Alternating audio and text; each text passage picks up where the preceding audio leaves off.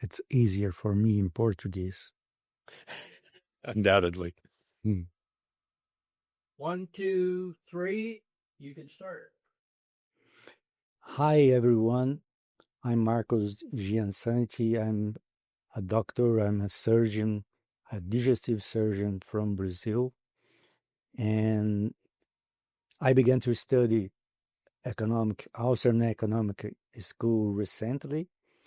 And I'm here with Professor Jeff Herbener, and we are at Grove City College. That is a special site and a special place for an Austrian Economic School. And I really appreciate this opportunity. I'm honored to be here with you. Thank you so much for this opportunity. No, it's a pleasure.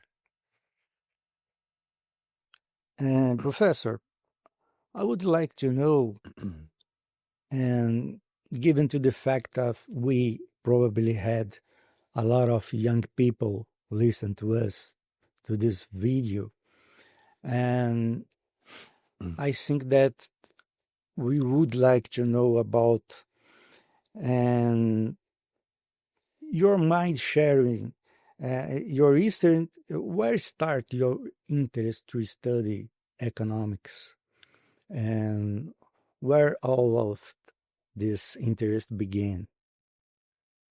Well, to begin at the beginning, when I went to undergraduate, I started as a political science major. And when I took my first course in political science, I realized that this wasn't what I wanted to do. But I had taken an economics course the same semester, and it intrigued me, and I could see the power of the ideas. And even though the professor was not an Austrian economist, he was a social theorist, so he wasn't just modeling and doing data grubbing and so on. He was telling us about the importance of the market economy and its advantages over other kinds of economies, and how economic analysis explains the causes behind the prosperity of the market economy. And this was a very powerful, eye-opening experience for me. And so I just pursued straight through economics degree, and then went to a master's and PhD in economics. But I didn't really turn to the Austrians, or didn't know too much about them until after I had done all my coursework. I knew of Hayek and when it happens, you have the first contact with Austrian economics. In fact, the epiphany to the Austrian economics. It came after my introduction. So in my graduate studies, we dealt with Friedman and some of the other free market economists, and Hayek's name came up, as it usually does, right, first, because he's more known by the mainstream. Yes. And so I started to delve into Hayek, but I didn't find an epiphany with Hayek. You had classes with Hayek? No, not classes. I just was introduced to Hayek's work in classes. Okay. So excuse me for that. But so once I started to read Hayek's work, it too was not it didn't draw me in the way that Mises did. But I noticed, of course, he was citing Mises, and so that's how I got into Mises. As soon as I read Human Action, I thought, oh, okay, well, that was my epiphany. This is it, right? He puts everything together. He grounds it in reality. He shows the historical development from Menger and before Menger, and it was the whole package. And that's what made me an Austrian economist. And do you realize why you made a graduation and never heard about Austrian economics, and it happens casually with Hayek? It's interesting. It happens to me too. It took me almost 50 years to know. I was almost 58 years old when I for the first time I read a book from Hayek, and then it's interesting. Yeah. What do you think that happens with the people that try to hidden Austrian economics from us? Yeah, that's a good question. I think they lose in the end. I don't think it can be hidden. I think especially people like you and me who are interested in ideas and we have this intellectual bent toward them. I mean, once we discover them, it's just nonstop, development of our thought and talking with other people about it and so on. So I think in the end, the truth wins out, and we can hope it comes sooner as opposed to later. And when you talk it, I'm remembering Heraclitus and the logos, the definition of the logos, and he defines that the logos exists. It will came through all our lives, and it's present for everyone, but only a few people. None of us will really understand the logos, but some of them will got sensible for the logos. I think the Austrian economics is the same thing. It's like the logos. Some of the people will had the epiphany. Some of them will not. Oh, this is very true. Yeah, it comes from the heart. It's a love of the truth. Yeah, that the logos expresses for us. Yeah. And I'm actually reading Woman Action from Mises by Mises, and I realized that when he's a good writer, and then he could transfer for us his emotion, and I feel that he was struggling against Stoicism and in German Stoicism, German and American Stoicism, and there was positivism and there was nihilism, and I think that he felt like pressed to conduce the science, the economic science, through on a historical way or a natural science way. And for me, it's interesting that the chapter number one, he decides that he decides for himself and for the followers that we should use philosophy and epistemology. This is the real way to create an economic science. Do you believe that? Do you feel that in this writing? Yeah, absolutely. Yeah, and in a way, it's that first chapter in Human Action that illustrates when people read it who haven't read any Mises, they read it, they either react very negatively toward it or very positively. And I think it's those of us who react positively to it who have the epiphany, right? Who accept that, no, we have to think in a philosophical and a realistic way about our discipline. And then we can proceed on the basis of that truth. We can build on it. But I know quite a few of just neoclassical economists, right, who dismiss this first chapter and say, oh, just start in chapter 2 or in the second book or, whatever. Just, bypass all that but stuff at the beginning. For me, it's the most interesting part of the book. And in this part of our interest, and Grove City emphasis is in a holistic philosophical approach. Yes, true. It's true. Yes. And in human nature and a philosophical approach. And no, I read in the papers that you have an emphasis in a philosophical approach. It's true. This is and true. Austrian economics, only all Austrian economics. It's real. It's possible to build a core course for economics only in Austrian economics. Yeah, this is very true. So our whole curriculum at Grove City College is built on the conception of human nature, and really, in a way, it goes back to the older writers that were precursors of Menger and the Austrian School along Mises's line, who came out of a Christian theological and philosophical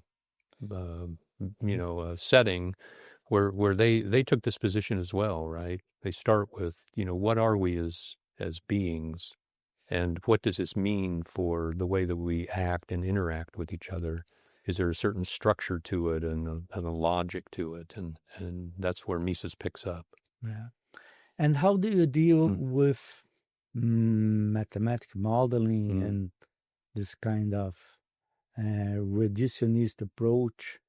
You don't have it here, or the students have to be in touch with this, but it's not the most important part of the course. No, that's it. Am I right? Yes, it's the latter statement that you made. So we give them the Austrian approach, and then we introduce them to the mainstream modeling because they need to know this as economists. They have to know what the field is like. Yes. And, we do it in a kind of,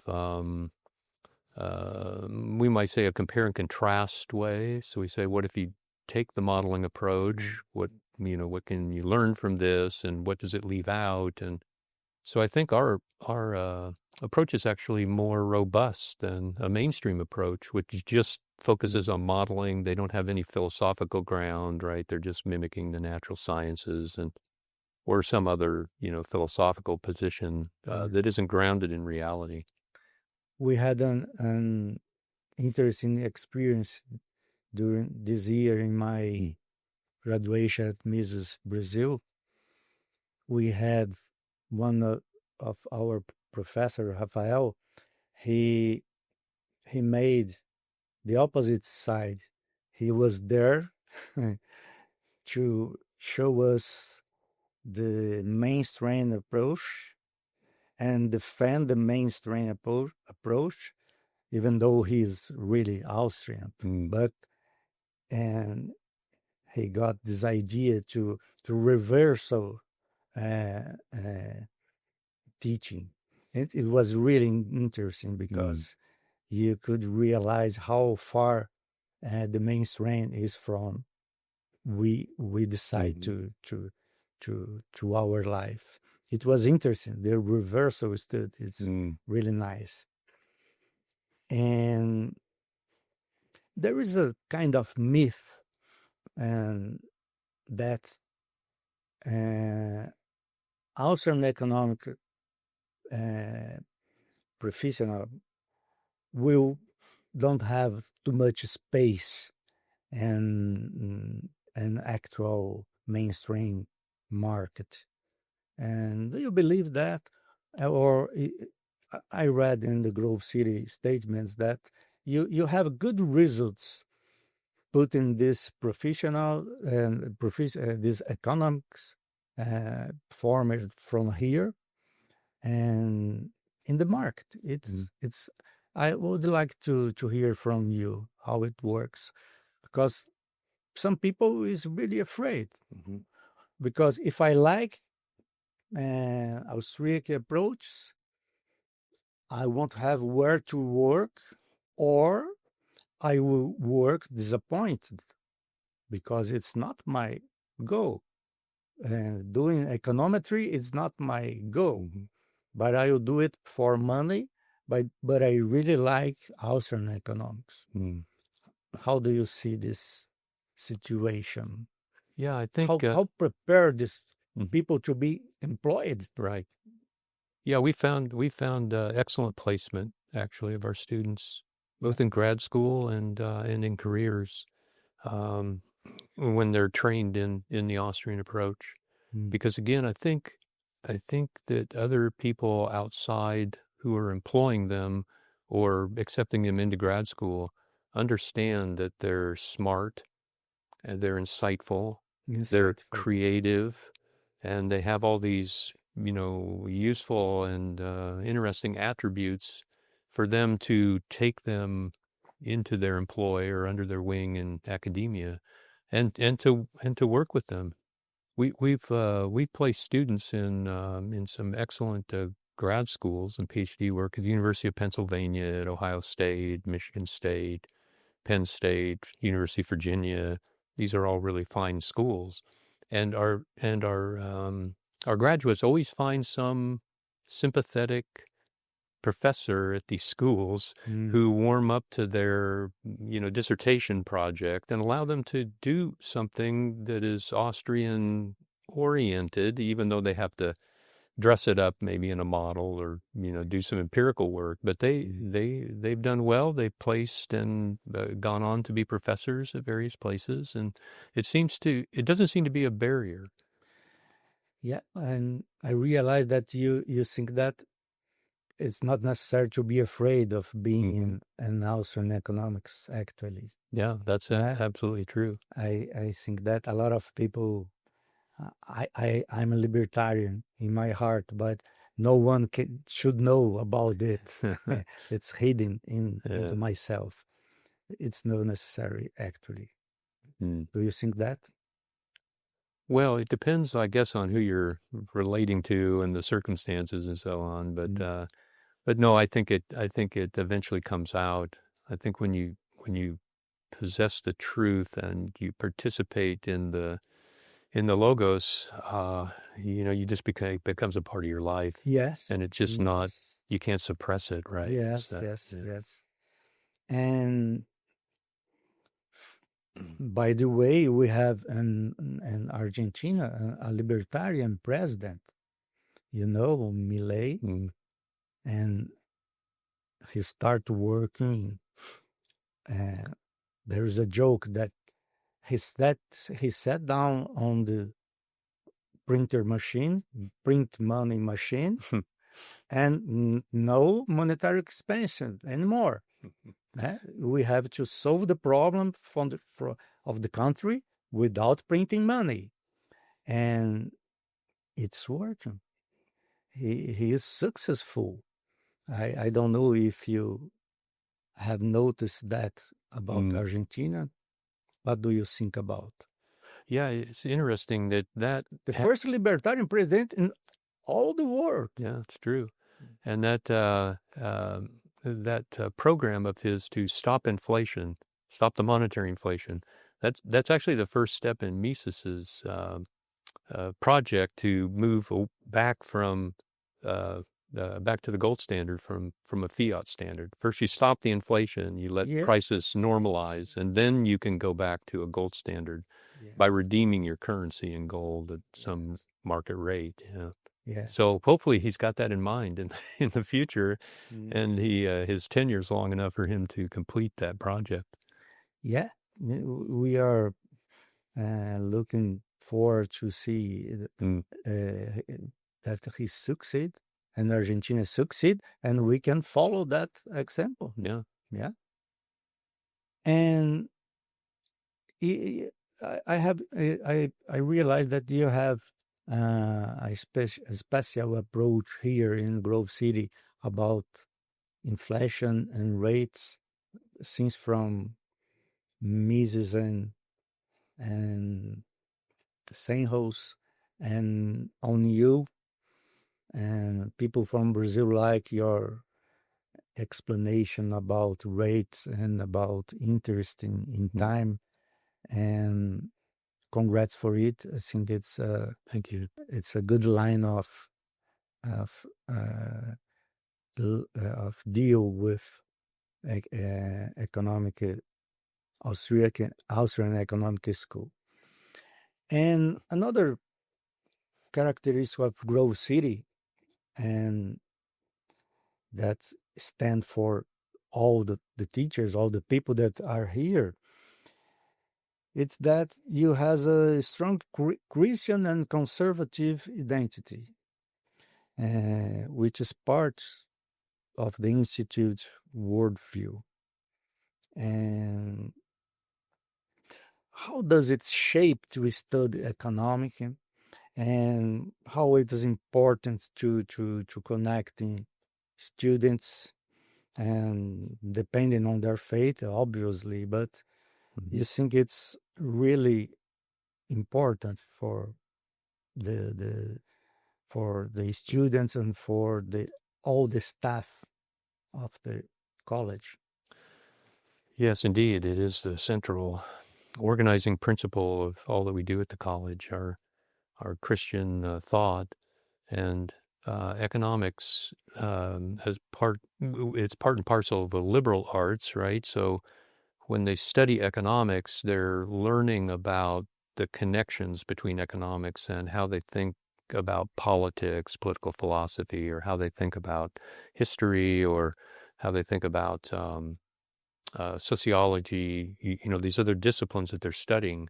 And they're able, because we share this Christian foundation, they're able to make these connections so that they're not living their lives in some kind of a haphazard.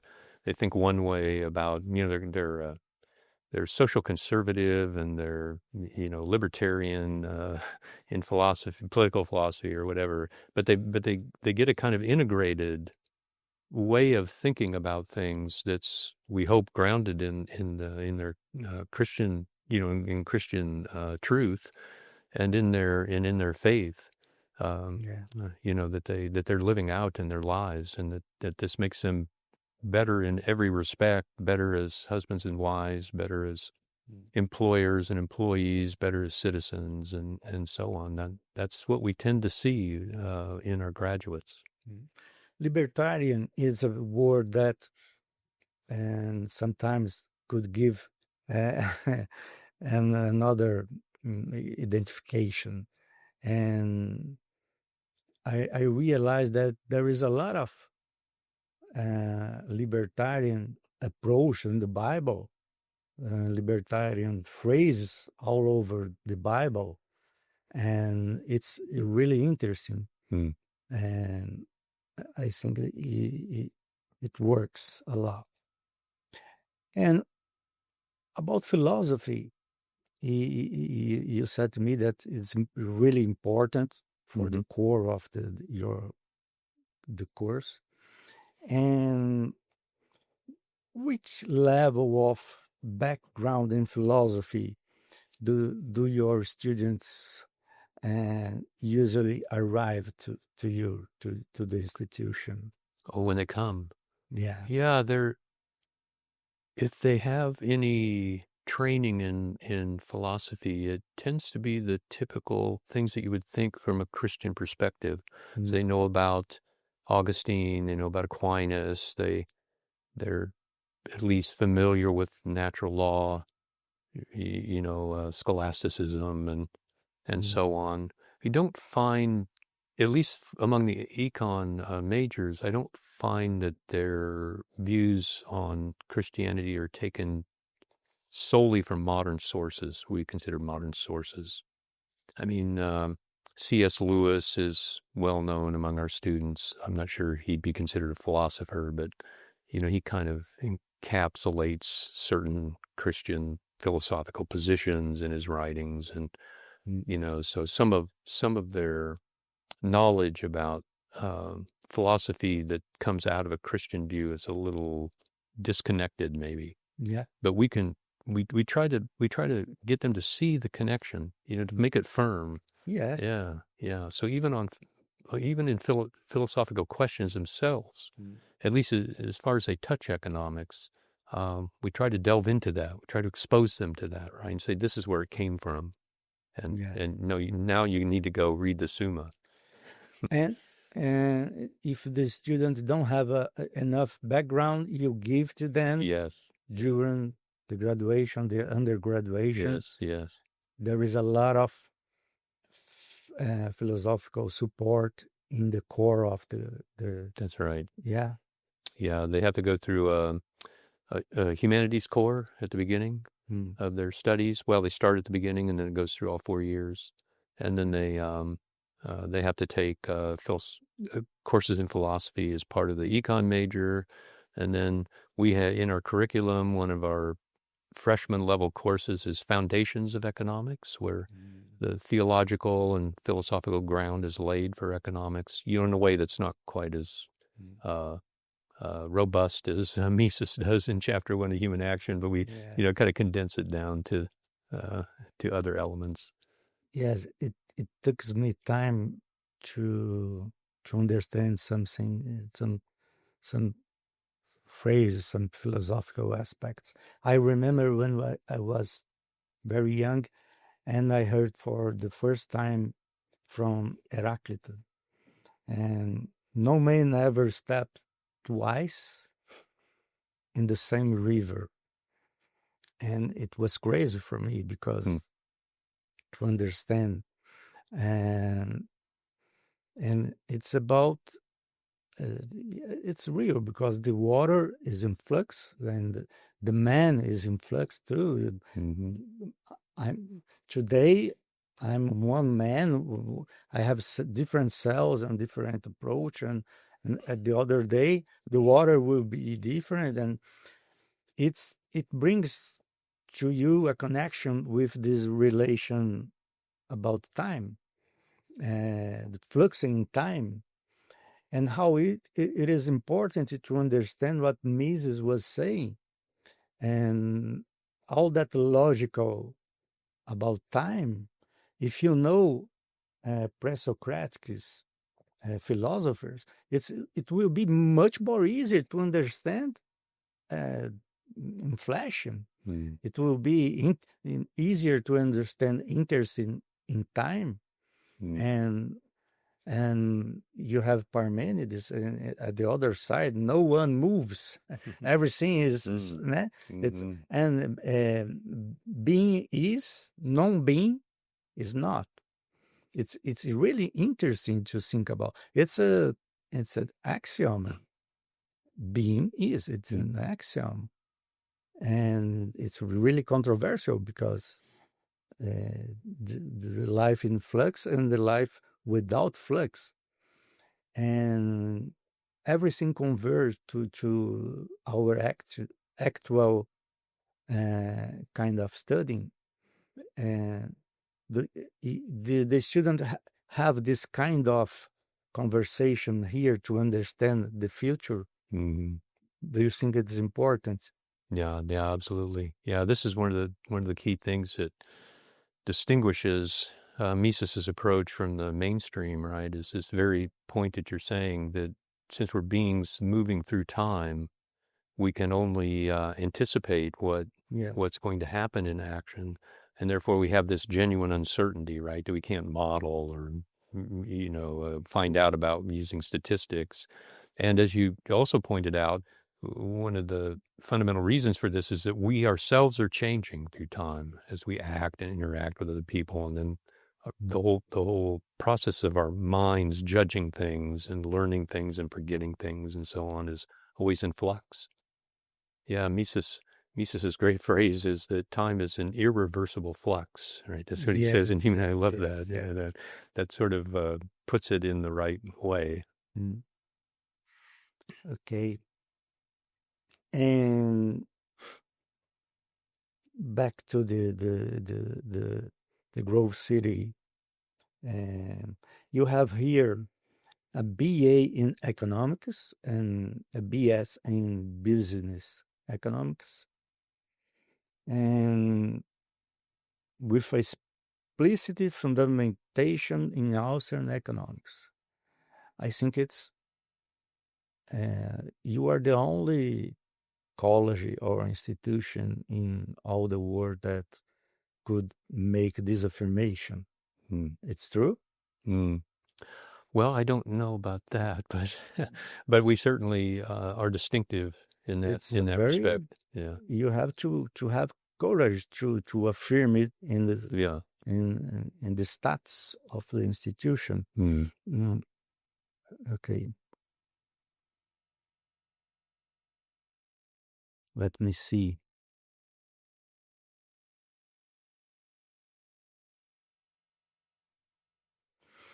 People for sure expect from me to ask you about rates and interesting and inflation, Mm. but you said I'm a junior. Yeah, and then Yeah, on. yeah. So not a freshman and not Not a sophomore. freshman, but a Yeah, junior. but a I junior. prefer to discuss philosophy with you. Well, It's not the same level, but it's easier for me than economics. I'm a doctor, and I'm only a surgeon. And professor, you think that, may I consider that, is there a kind of transition and transfer of legacy along an imaginary timeline between Mises, Hans Sennholz, and yourself here at Grove City College? It's an imaginarium, but it's it sounds for me like a logos. You think that it's you can feel this this transition, this imaginary transition. You work along with Hans Sennholz. You have classes with him or not? no, Hans retired from Grove City College in 1992 and moved on to the presidency of Foundation for Economic Education for a few years. I came to Grove City College in 1997, but the very first Austrian economist I ever saw in person give a talk was Hans Sennholz. And this was at a different university where my father was dean of students. And he, so I was just in grad school at the time. And he had invited Dr. Sennholz to come and give a talk. And so he kind of got me in the door, my dad did, in the door with the students to listen to him. What kind of memories do you have about Sennholz? Sennholz was a totally engrossing speaker. He would just hold the attention of the audience, with his mind, with what he was saying. It was very, very impressive. And of course, I heard him many times after that give lectures to bigger audiences. Yeah, he was very dynamic. Yeah. He was very energetic and dynamic at the podium, and spoke without notes. He never had notes, and he would just speak for an hour from memory. Very intelligent, a very good mind. He gave a great lecture on Bumbavork, actually, in capital theory, that made a big impression on me. It's been years ago, but I still remember. I always imagine him, for him to be the first graduate student with Mises. And that time it was very he had courage to do it. Mises was in a small room in NYU and was not. He was the most important economics thinker in that time, but was not. No one granted for him. And Sennholz had enough balls to be there with him. And I always seen Sennholz as at the basis of Mises, giving support to Mises. This is the way I saw in my mind. Yeah. And interesting to hear it from you. It's a very, they had a very warm personal relationship. Yeah. Mises was on campus at Grove City, gave lectures at Sennholz's invitation several times. He got an honorary doctorate degree from Grove City College because Sennholz arranged it with J. Howard Pugh. And so, you're absolutely right to say that. There was this kind of mutual support between them. The sort of thing that you would expect of those who know that they're participating in something bigger than themselves, right? They're working toward the future. Toward the future, not to him. Yeah, and not both of them. You consider it.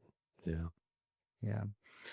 And another challenge for you, if we consider we still within this virtual imaginary world, that Ludwig von Mises was designated as the last kingdom of liberalism.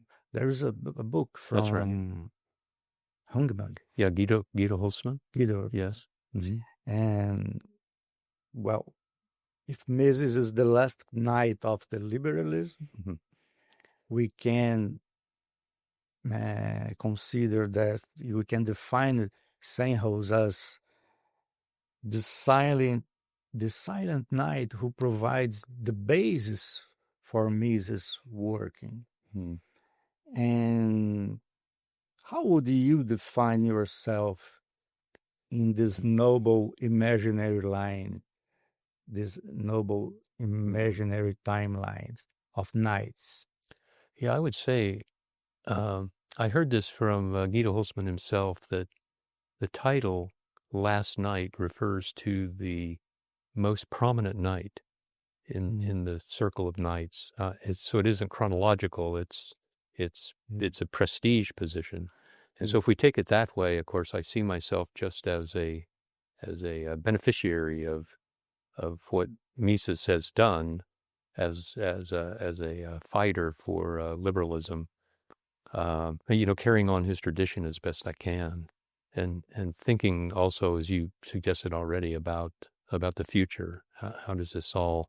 How do we continue the line that Mises has given us? And you could see over time, since he passed away, it seems to be getting stronger. Yeah.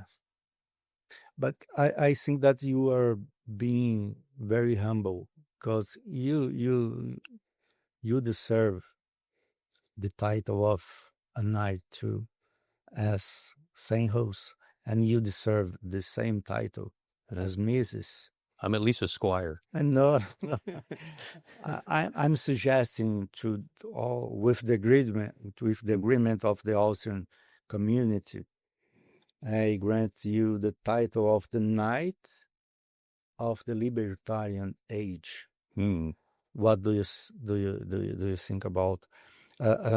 You should be granted with the title of the Knight of the Libertarian Age, a guardian of the true reason and freedom. I consider it on you. By myself, I think that by all the libertarian community, for all the Austrian Economic School followers. Well, you're very kind to say that. I hope if it's true that that all of us involved are in fact ushering in a new age of liberalism. That would be wonderful. And I'm here to say thank you so much for all your whole life work. It's very important for us.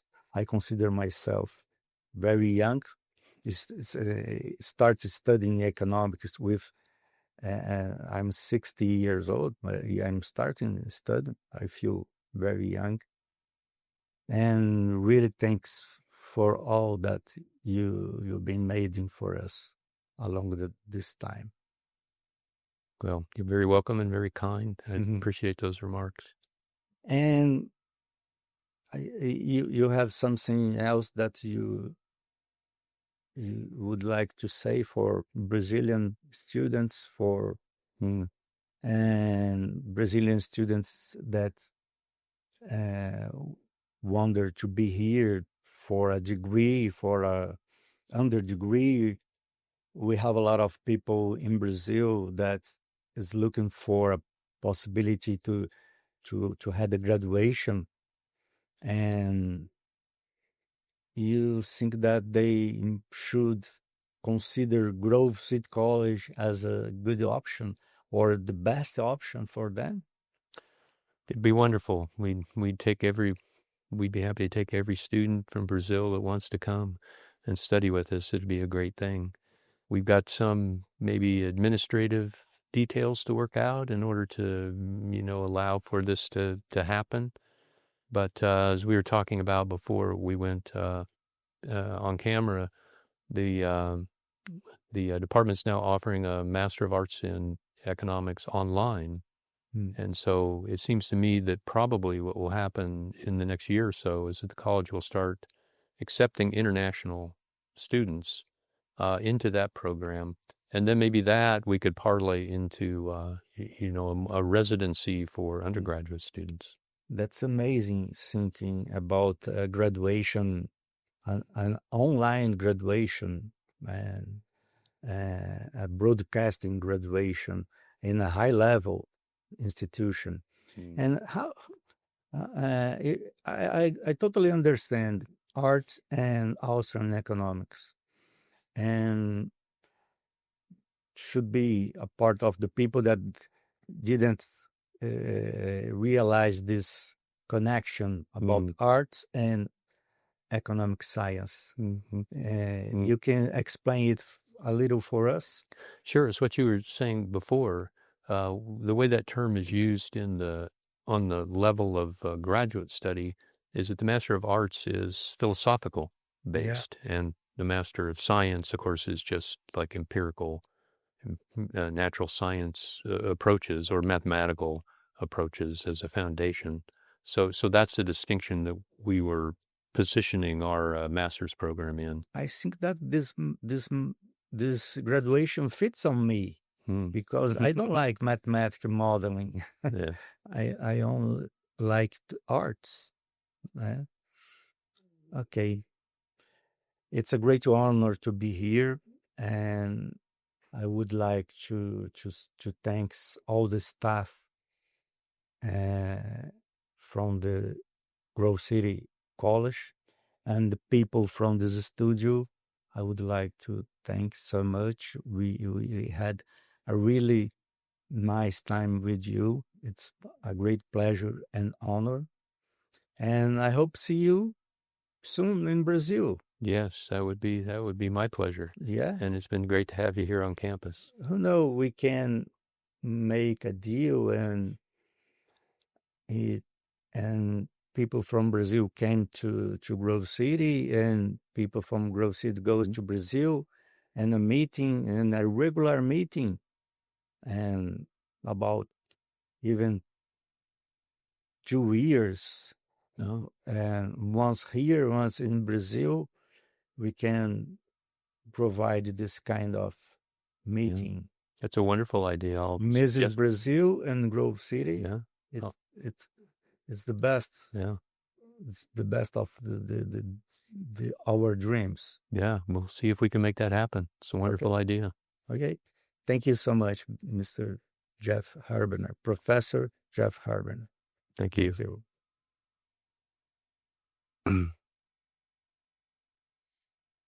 I guess that's it, eh? That's okay? Yeah, it was wonderful. I tried to do my best. Oh, you did fantastic. Because I'm not economist. Yeah, no, you were How great. to deal with no,